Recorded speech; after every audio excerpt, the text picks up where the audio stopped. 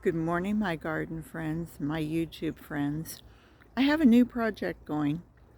I didn't take a video at the beginning of it because it was quite a mess, but I had out here pentas in red that were probably about 2 feet high, and it was just massive.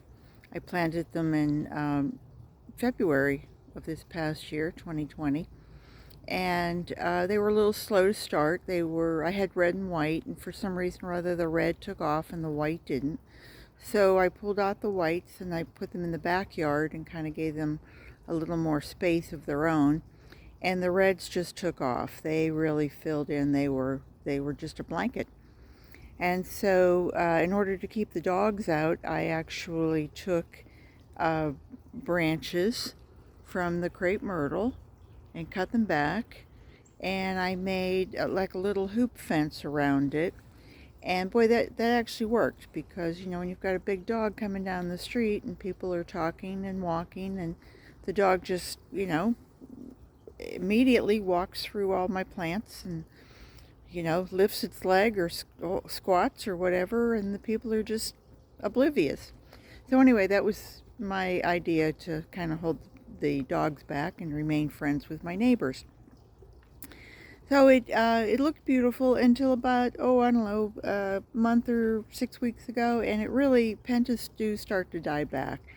And what I wanted to do this time, instead of actually ripping everything out and turning it all over and disrupting all the layers of soil, I wanted to do it more like a permaculture.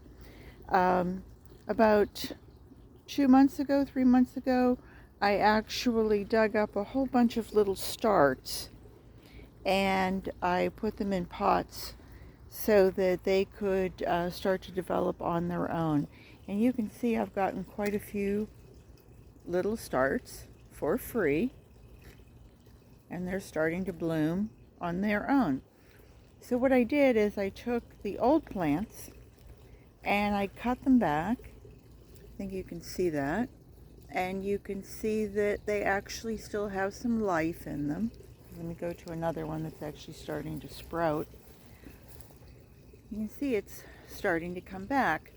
So I didn't want to lose all of that, so I decided to incorporate it, just leave it.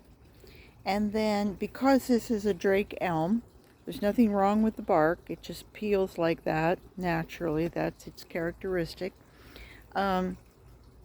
But it has an awful lot of surface roots. They come out almost like your hair when it was teased in the 60s. And so what I did was I obviously left it around the ones that were still in there, but I went kind of in the areas that I was going to be planting, and I kind of pulled up those roots and cut them off. The tree will be fine. I've done it before. And I then put in the little starts, the little volunteers, I like to call them, and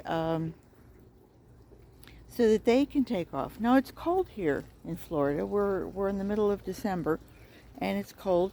And this tree is dropping all of its leaves. It will go totally bare. It is deciduous. So we will have the advantage of being able to see the birds, and if anybody makes a nest, we can see that, and we can see the squirrels going up in the tree. But the leaves, I can't really rake up, or I'm going to rake up the ground cover that I just planted. And what I planted was crimson clover, which is very pretty. I planted it in a test 2 test trays, and I'll just swing you over here and show you the 2 test trays that I planted them in.